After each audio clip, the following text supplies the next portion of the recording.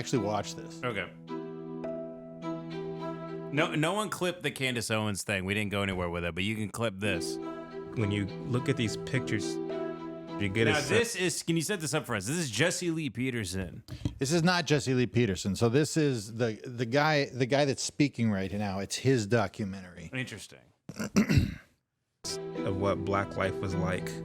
Some of them look pretty prosperous. Divine providence was clearly operating in the lives of black Americans. Throughout history, black folks were honorable. They had integrity. That's what black people were. We were never taught that America was bad and that we were not American. There's Jesse Lee Peterson. I hear that voice. That old shaky black guy voice. I hear him. We were raised to love America. Protesters topple a statue of Christopher Columbus, and hundreds of statues have been vandalized. You see people trying to rewrite history. The American people know these names have to go. Why is that? Whenever you have something to be proud of, people have less of a chance of controlling you. This country is racist from top to bottom, from right to left. And for black people to become a part of that is for them to become, in fact, anti-black and to hate themselves. Y'all murder my friends! There is no country in this world that a black person would rather be. Unless, of course, they grow up in this country. You broke the contract for 400 years. We played Then they're fed a lie that is so deceptive. The reason that lie exists is power. There are certain people who are using the Negro in order to establish that power in Washington. And the Negro is just merely a pawn in a game that's bigger than he is.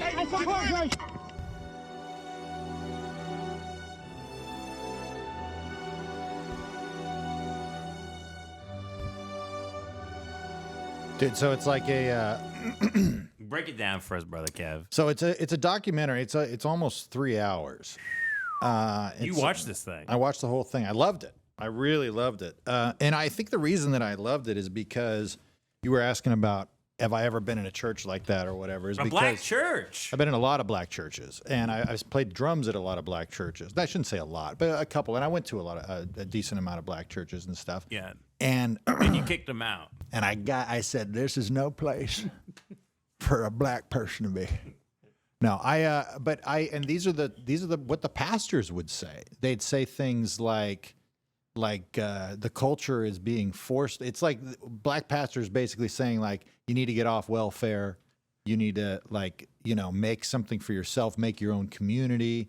Otla Worldwide says this. Yeah, a lot of people. The black preacher guy is like, black people love Obama because they go, can we have some more? Like, it's like crazy stuff, Yeah. but he's upset with he's insane. He's insane. upset with the black community. Yes. Well, and I mean, if you care, you would be upset too. You know what I mean? Like if that's your community and your people and you're like trying to of course, like if you want the best for the people you love. Yeah. And when you see what's happening or whatever, like see culture changing and whatnot, and so this documentary kind of looks at what we have been taught about the history of everything and versus the actual history of things. So like how things have been framed and the reason behind it. He goes back.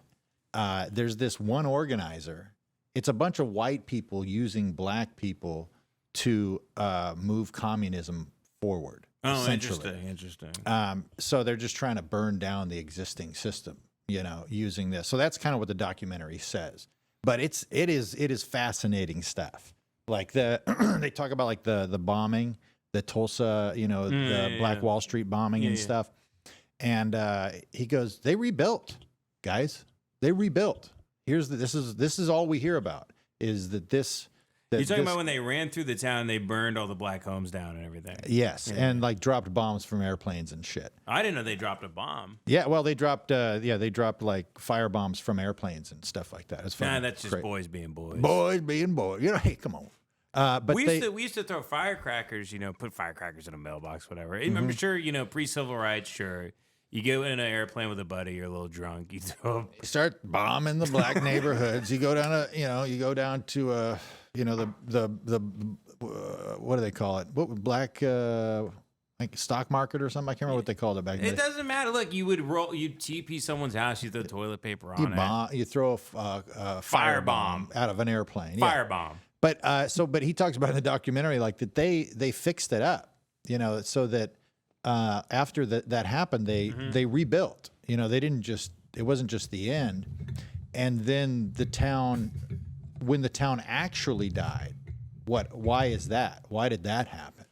And so he tries to follow it back to like welfare and things like this, and the idea of blaming, like pitting the races against each other and being like, you got to look for, help. You can't do it, because the white man's holding you down or whatever. And that's what I would hear from a lot of pastors. So when I watched this doc, I was like, interesting. This guy actually has receipts and shit for this. But so how's that for him having his super lib friend on? Someone accused me of, But now, so he's saying like the Tulsa bombing, like it was bad though, right? Like it wasn't good to drop bombs on black communities. Of course. No. The reason that he brought that up was to paint the picture of what the black experience was like post-slavery, and then to see how things have been framed at this point to instill more race aggression back and forth. Oh, to have like, kind of like keep highlighting the negative things and what, all those things. Not that they shouldn't be highlighted or anything, but he's talking about how it's been framed in education over the last like 30 years or whatever. And so it's the same like point that Jesse Lee Peterson has made, or some of those other guys, like when they're not being insane, where they'll say things like, well, was it better for black people in the 70s than it is now? Or is it better now than it was in the 70s? And why? Oh, yeah. It's a crazy thing because I've seen Curtis Yarvin make this point where he goes, after the slaves were free, it was actually worse for them than when they were slaves. And there was like I guess you could call it like but that's not necessarily intertestamental period where they had to get on their feet, they had to get housing, and some people still wouldn't like serve them.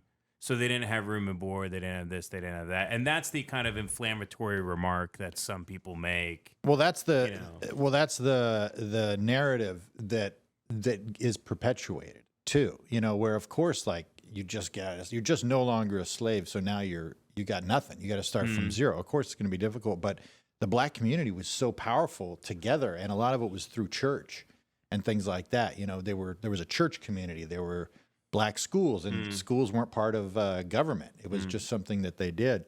People had their own schools and, things like that. And then they built towns, and then they built, Black Wall Street and all that, wealth and whatnot. And so he goes through and he highlights these black people being successful right after slavery, and just kind of challenging the narrative that is being taught in most history schools, or like kind of paints black people as the perpetual constant victim, and there's nothing you can do about it. And do they say that there's some sort of force out there that's causing this?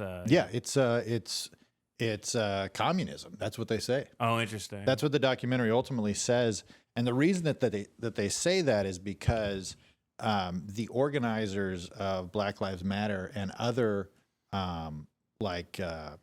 civil rights groups, even Martin Luther King, a lot of these... Never heard of him. Continue.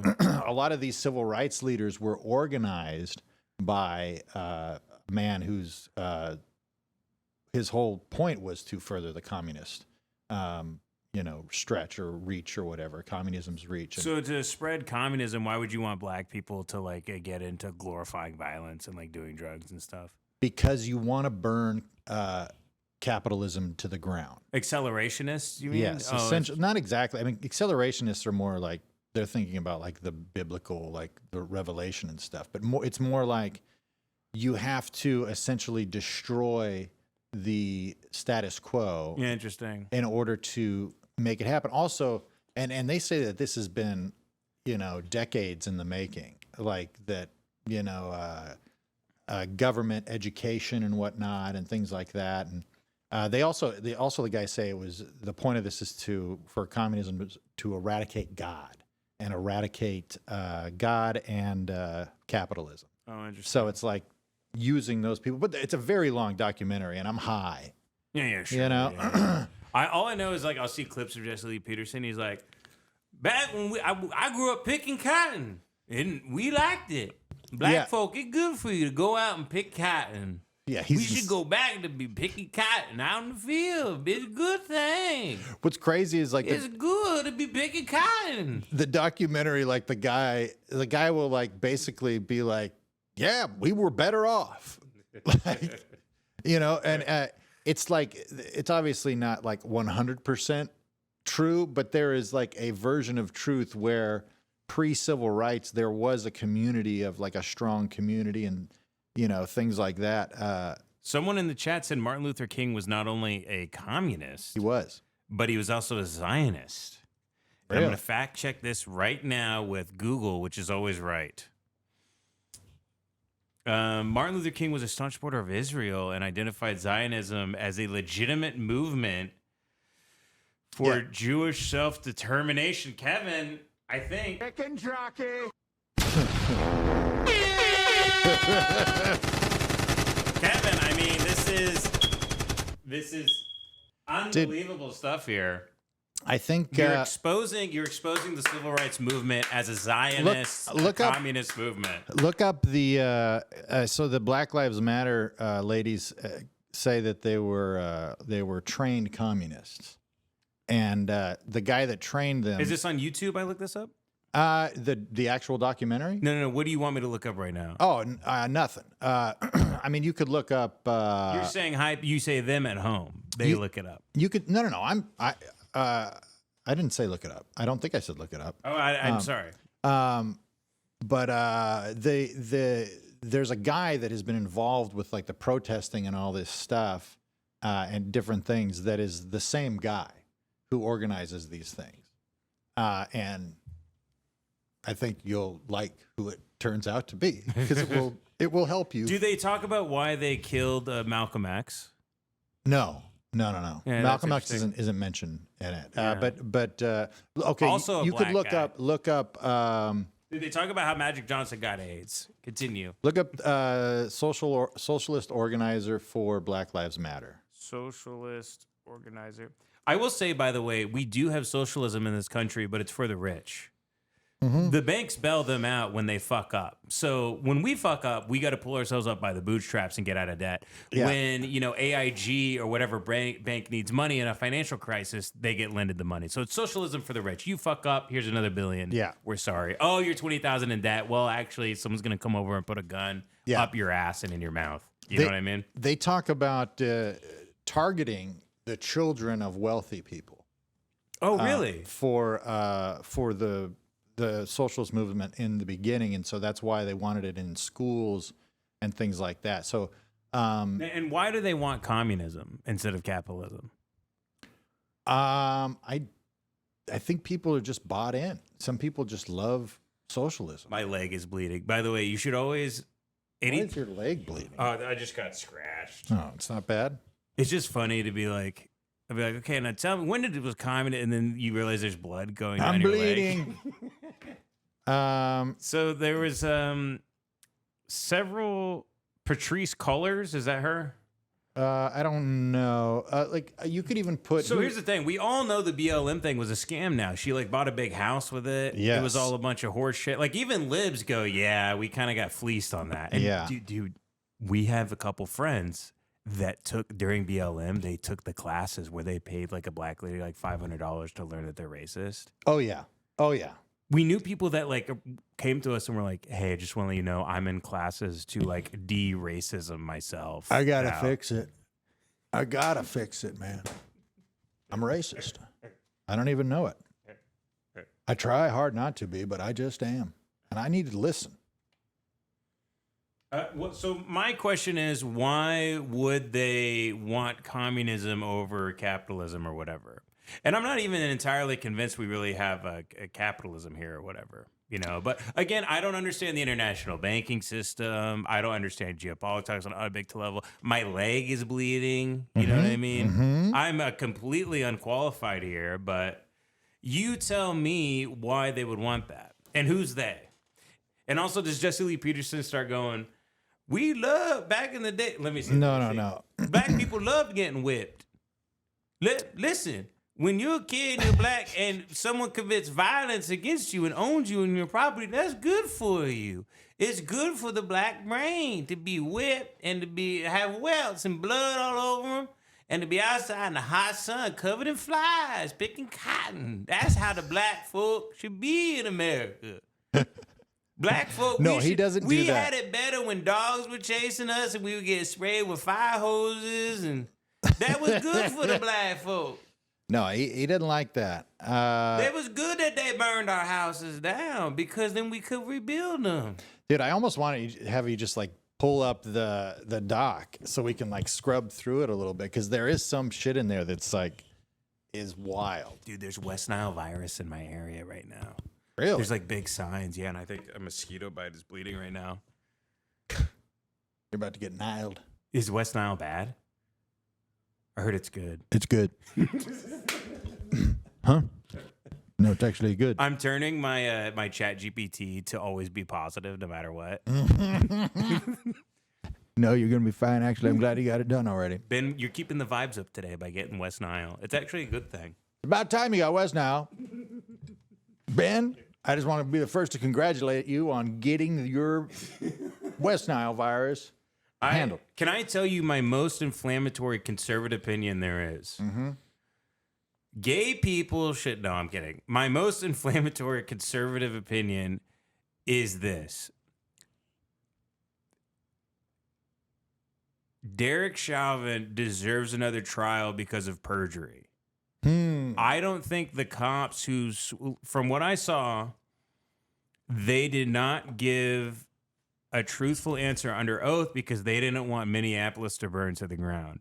And when they went up there and said, no, this was not in our training manual to kneel on people like this, if you look at the training manual, it's literally in there. Really? And we learned how to, a lot of this stuff from the Phoenix program, from Vietnam, how to take people down, all this stuff goes back to, the study of pain and torture and manipulation of like the human spirit that was applied to our police practices. So all these cops got up there and go, we were never trained that way. No, ma'am. There's not a guy out there who's a cop that's like, yep, this is what you do. You put the black person on the ground and you put the knee in their neck. Yes. With no training of that whatsoever. I can't believe someone would actually do that. I think it's also impossible to prove that he tried to kill him. But regardless, that doesn't even matter. What matters is it was a mistrial. It is perjury. He does deserve another trial. But you let a guy out like that, man, and I think half the country burns down. I think that's the only reason why he's still in and why they told the cops they had to lie under oath. I would imagine. It was like... cops have no problem lying. No, they don't. Yeah, I don't know about that one, but I don't know the specifics of the perjury or whatnot, but that makes sense. Well, that's my most conservative opinion right there. Okay, all right there. That's the most, I'm not really allowed to have that in most circles, and I understand that. It's a very touchy one for a lot of people out here. I get it, so I don't bring it up. I don't bring up George Floyd. I've made peace with it. People are very convinced over certain things. Like, people are positive about things. And I'm always so impressed by that. Well, if they have something that's kind of like a concrete, like this is a truism thing that they kind of base, it's like a pillar of their worldview. I just go, I'm not touching it. I'd rather get along with people and have fun than be like, hey, by the way. Yeah. Remember Derek Chauvin? Yeah.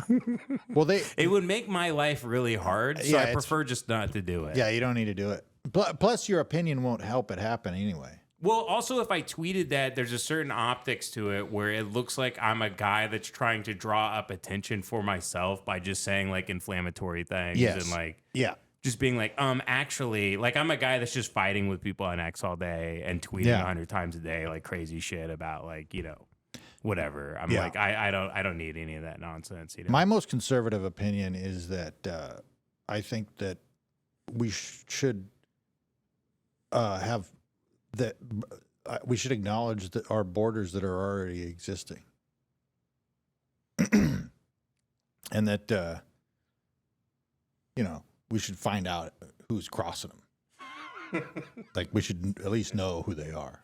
That's your most conservative. No, your most conservative opinion probably should be. Well, you leaned over to me once and you saw two gay guys kissing in public, and you reached across the console because we were in the car. You reached into your glove box for a gun. I had to wrestle it out of your hand. That is true. And I took the car keys from you because you said, "Well, then my vehicle is going to be my only weapon." It seems deadly weapon. I had to wrestle you to the ground. Mm-hmm. It pisses me off. I don't like any of that gay shit. And they were giving it wasn't crazy PDA. They were doing light. They're probably an old couple that they'd been together for decades. They were older. There was actually two gay women. They were doing this, two old gay women. They were going. Not if I can do anything about it. And you pulled out, I didn't even know your glove box was this big, but you pulled out like a 44 Magnum that was 3 feet long, like this. It was like a Mary Poppins glove box. Just pull out a... You cocked it.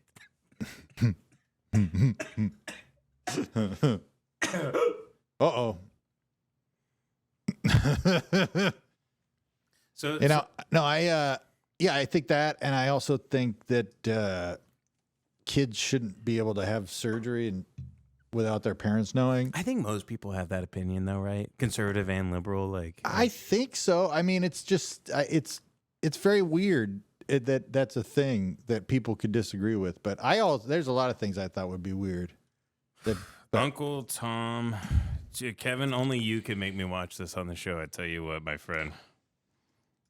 I think it's on. Metzger says there is no right and left. He says he doesn't even think it's real. He says most people, I think, because most people who meet have such varied opinions, there's no such thing as I agree with that. Yeah. Yeah. I think most educated people could wrap their mind around that. I don't know if this is the right one. It might be. Yeah, try it out. I want to see if we can find it. Maybe I'll just type in clip. Maybe it'll be like a viral clip. Yeah. There was one where it's so dead on about how to argue with people. I don't want to argue with people. Go to UncleTom.com and get that documentary. It's gonna blow your mind. Uncle Tom 2 is an odyssey depicting the We trying to start a plantation so we can get black folk back on there. We start whipping them good and making them big cotton. I'm Jesse Lee Peterson, asking for your lovely donation to make America great again. Let's put them all back in the fields, y'all. They running around with their pants sagging, eating flaming hot chips and shit. Mm-hmm. So wait, this is the reaction monologue. Gradual demoralization of America through Marxist infiltration of its institutions. This film explores how as soon as I hear that it's like they're saying it's Marxism, my bullshit thing goes off. But I mean, I don't know anything, man. I don't fucking know. I mean, I haven't even watched the thing, so I can't. Yeah. No, it's so I mean it throws it out there. It breaks it down quite a bit. So there's no clips, but you know what we do have, Kevin? You could use socialism using black people's problems.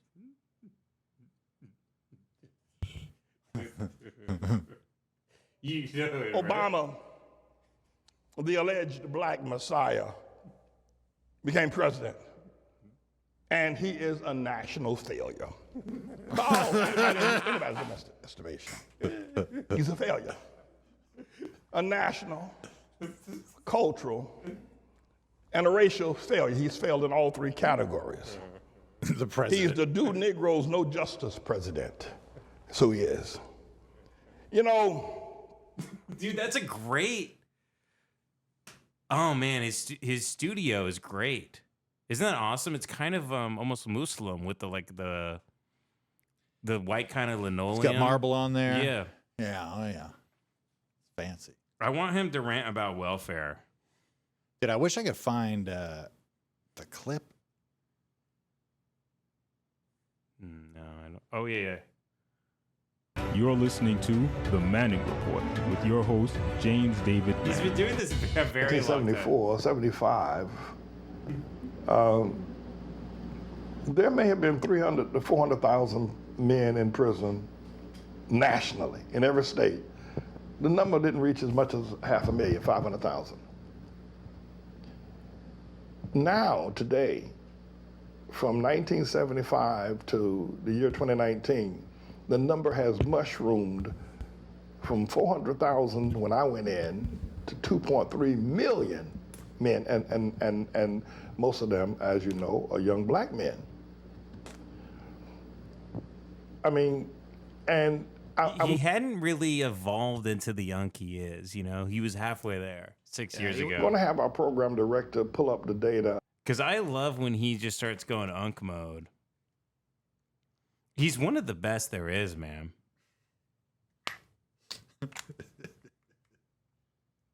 I mean, who's better than this guy?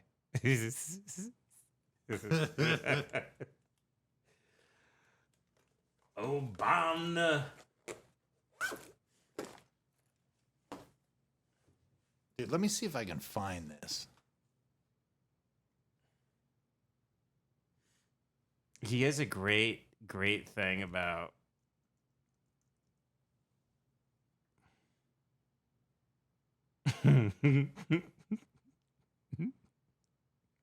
here's him on the shootings. I'm here because I am a roaring lion crying out righteousness.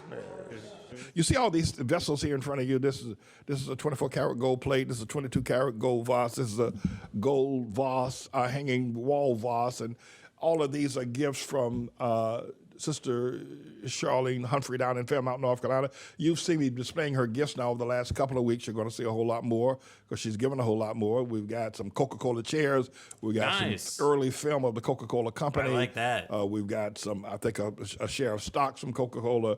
We've got Doors by George. I know I love this guy Joseph. Expect to see this out. But watch these young boys just shooting in the middle of the night. Watch this.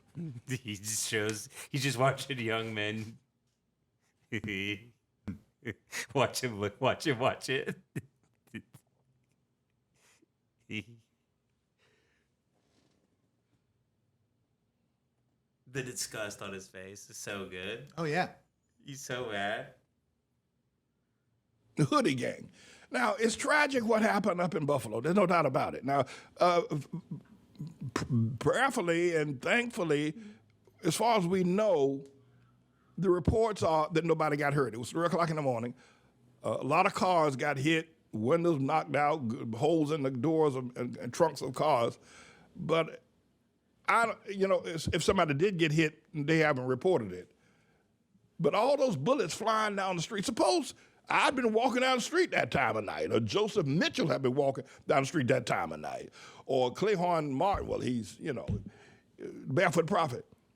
We've got a problem in America that America refuses to look up. Number one is I believe in the Second Amendment. I think everybody ought to be able to defend their families. You break in my house, I'm gonna bust a cap on you. I tell you that right now. I'm gonna shoot you until you're dead. Then I'm gonna shoot you some more just for satisfaction. You break in my house. I think every man ought to be able to protect his house, protect his family. Mm-hmm.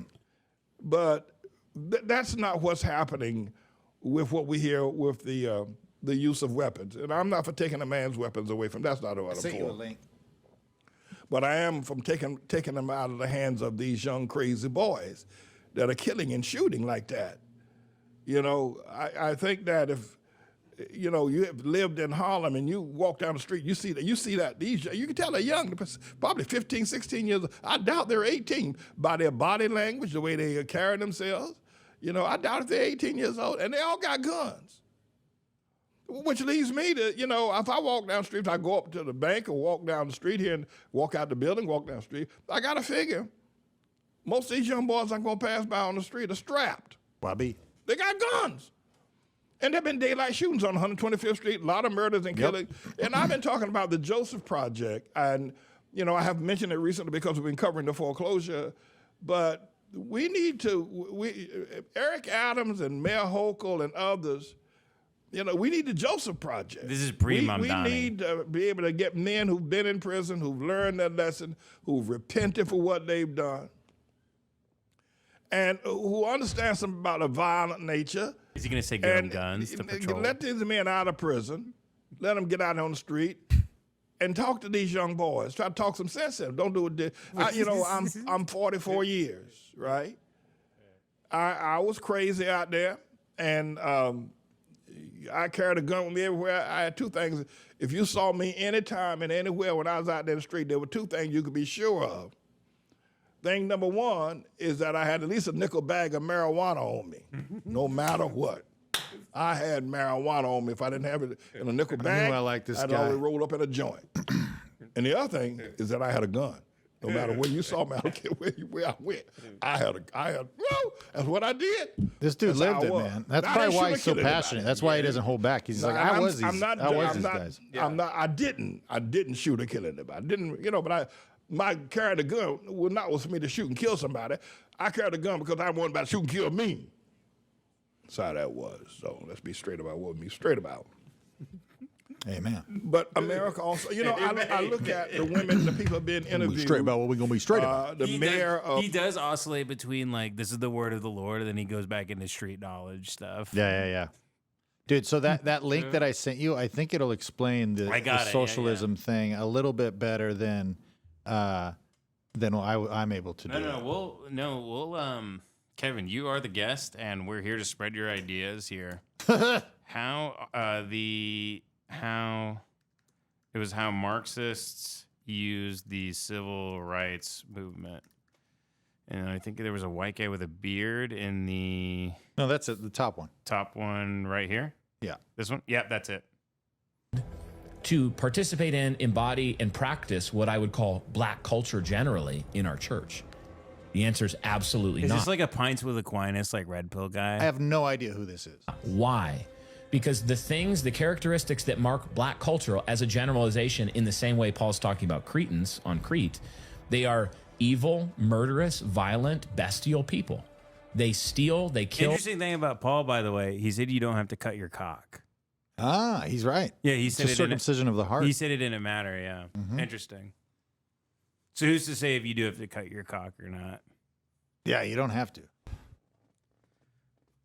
They destroy. They are sinful to the core. They have besetting sins that are like fatherlessness, sexual immorality. They molest children at a high rate. All of any criminal statistic that you could look at, almost pretty much without exception, they excel at them.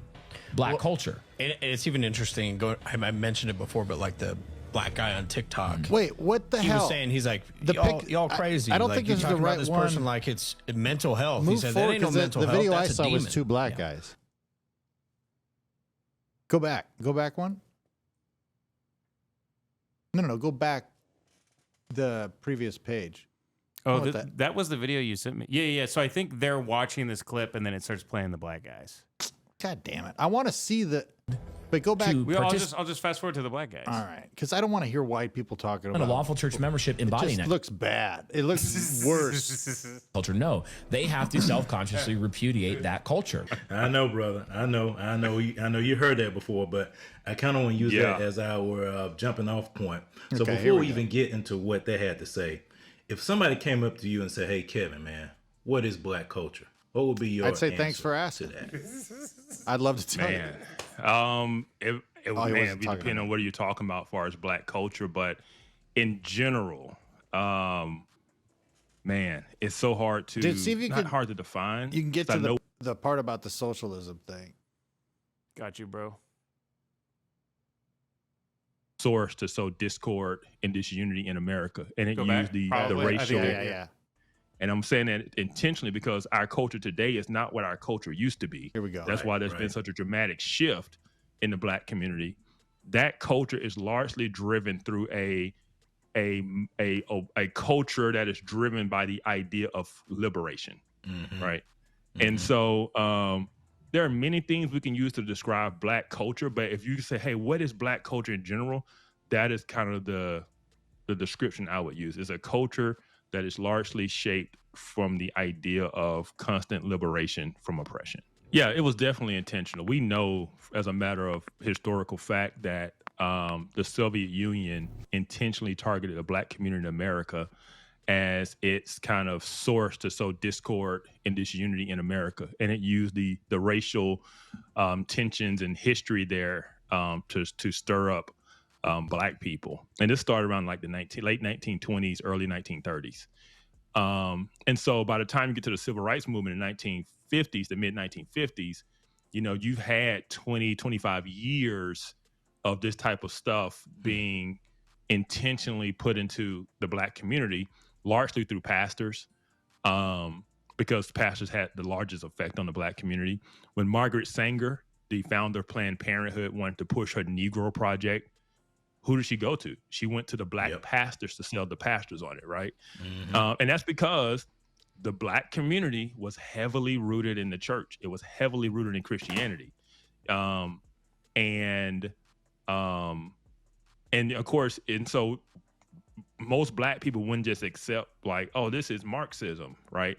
And so the Communist Party tried that at first, and a lot of Black people were part of the Communist Party. Yeah, that's right. Because it was enticing. I mean, I try to be understanding. I mean, you think about what they're going through, how they're living, and you hear this message of equality and freedom and liberation, and everybody's equal, and you know, it sounds like this utopia. It sounds like justice, right?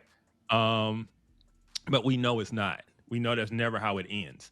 But I can understand how the appeal of it, right? And so there was a man named Manning Johnson who wrote a book. He wrote the book in 1953, but it was about his time in the Communist Party in the 1930s. And he talked about how once he really realized what they were doing, that's when he got out. He realized they would just they didn't care about Black people. They were just using Black people for their own purposes and agenda. What name did he say? And a lot of it was... What name did he say? Some guy in the 1930s. I know, but I think... But it was about his time in the Communist Party. Who wrote a book of it, right? And so there was a man named Manning Johnson who wrote a book. He wrote the book in 1953, but it was about his time in the Communist Party in the 1930s. Oh, 1930s, yeah. And he talked about how once he really realized what they were doing, that's when he got out. He realized they were just they didn't care about Black people. They were just using Black people for their own purposes and agenda. And a lot of it was to keep us angry and to use us to sow discord in America. Right. And so by the time you get to the 1950s, this is already kind of starting to bubble up. And you've got, you know, people like King on the scene, who he always... So King always claimed he wasn't a Marxist. He always claimed he wasn't a communist. But he did claim two other things. He said he was against capitalism and that he would describe himself as a democratic socialist. That's the term he used. Okay. But we know today, a democratic socialist is just a communist by a different name. There is no real distinction between the two, right? Right. But of course, that term is taboo. So he used the term democratic socialist. But Dude, next time also, I'll have I'll go through that doc and I'll find a timestamp for you so we can actually watch it and whatnot. But yeah, it was interesting to say the least. You know, because it's like you do look at the thing, you look at history of this whole thing and where we're at right now, and you kind of go, what happened? How did this get to, how did you get here? And so to have somebody go like, this was kind of the blueprint of what happened, you know, try to sow discord, infiltrate a community that has been disenfranchised, you know, historically. You go to their religious leaders and you paint it as a civil rights thing. Yeah, so it's very interesting. It's an interesting thing to see that, and that's where, you know, like I don't know, even things that are happening right now. It's the same guy, the same organizer who organized stuff for BLM and for other protests and things. It's the same guy, some Jewish Marxist. No, I don't know who. I can't remember the guy's name, but it's some guy, and he's literally talking about how to do it. This is what you want to do. He goes through the whole playbook of everything, and then he talks about how to argue with people. You don't listen to them. You just keep demanding what you want, and you don't listen to him. You just keep yelling, and it's like he's like, how do you take down an elephant with a bunch of fleas? Because that's essentially what we're going up against. You have to paint everything as we're this ragtag, you know, team with no resources, and we're just going to keep nibbling and bugging and being annoying. I don't know. So it's interesting because now we're seeing it play out, you know, in our time. Why? Wild stuff. Yeah. And I'm gay. So many groups funding and trying to get stuff going everywhere, like in all different sort of. Yeah. It's one big show, huh? I think so. I think it's a big show. I mean, look at the homeless problem. You know, the homelessness, how much money they've thrown at the homelessness. It does nothing. It's a bummer. Yeah, but then you look at LA's like budget and stuff, and none of the money is going to help the homeless. Yep. So where's it going? Huh. I don't know. We should give them more money, though. Loco made a point where he said, like, they need more money. They don't know where it went either. Well, they're going to get another $1 billion next thank year. God. They did such a good job with it last time. We got to give them more. They know they're great stewards with the money they have. They'll pause our payments, by the way, if they don't have money. But then, like, some people keep getting checks, though. Well, some checks do never get cut off. We'll be fine, though. You feel free to not pay us. It's okay. Yeah, that's interesting, Kevin. That's interesting. Yeah, communism, Black Lives Matter. Well, I know, like Martin Luther King. It's all tied. You know, but like a lot of things have been funded. You look at Mussolini at the end of the war, and they strung him up and everything. Yeah. And America, didn't want, Italy, between us and the Soviet Union, they don't want Italy to become this left wing, like communist. So. The Israeli years of lead, they copped up to it, that they were staging all these bombings as like, extremism on both sides that they were doing. They were putting bombs in fucking train tunnels, blew up like 150 people, tons of. And all of a sudden, if it was for 30, 40 years, all of a sudden it just stopped. And they admitted in the early 90s, like, yeah, that was all us. There were no terrorist groups. It was just stuff that was being funded. So it was all fake. It was all an orchestrated thing. But you for a certain kind of movement, you might want political unrest, right? Yeah. In a certain place too. Because otherwise, you got Mussolini, he's strung up. You think the country would go the other way, and somehow it doesn't. Why did it not go the other way? That is where the U.S. had stepped in and said, we are going to... If you're trying to change, we're going to put our hat in the ring over here, Yeah, if you're trying to change the entire government or the system of government by which a country is ruled, things got to get pretty bad. You know what I mean? They can't be. Everybody can't be having a good time. Yeah. And then they go, "Hey, you should do this." And like, why? Everything's fine. I think so. You have to fuck shit up. You got to fuck shit up. So people go. Then you go. Here's a solution.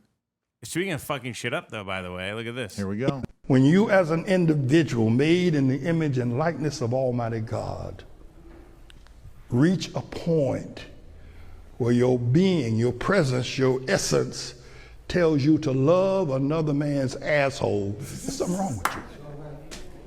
There's something wrong with you. All right. That's an asshole. Do you know that? That's an asshole. And you're thinking about getting it tonight after wine and dinner? There's something wrong with you. You're not a human being anymore. Come on now. Taking this community back from them, it's not a problem. When a righteous man stands up, Imagine this is the church. homos, the liars, the thieves, the politicians will all flee. A fellow told me the other day, said, "Manny, all these people scared of you." Ooh, politicians scared of you, news people scared of you. They all scared of you. I know They don't know what you're going to do. They can't stop you. I don't know if they're scared of me or not. They ain't scared. But I know they can't stop me. And they know I will not bow down to them. If there were 500 men like me in Harlem, hell, we'd run New York City. Can you imagine 500 James David Mannings in New York City? We'd run this town. And I'm going to raise them up. I'm going to keep on preaching. God give me strength. I'm going to keep on preaching. Man. He's awesome. He believes what he believes. He's so great. He is a convicted man. He has conviction in his heart, and he's letting it out. How much of that you think is him joking around, and how much of it is... I don't think any of it's joking around. You think it's 100% 100%. I think he gets a kick out of saying what he wants to say in a saucy way. I think he gets a kick out of that. But I think you're right. I think he believes it. Like he's definitely like he's not questioning his beliefs. He's saying it with conviction. He's saying it with his chest. I really feel like Atla Worldwide is the closest we're gonna get to like Eddie Murphy making comedies again. Who? Eddie Murphy. Wait, got that guy? Yeah, Atla Worldwide. Yeah. Well, because like I laugh at him the way I laugh at a great Eddie, like Yes. Buddy, Buddy Love, or people eating Clump, Ghetto Crunch. You laugh hard at that too. Yeah. That though, I'm in complete disbelief about the. That's wild, dude. And then the showing the woman what it does in her stomach.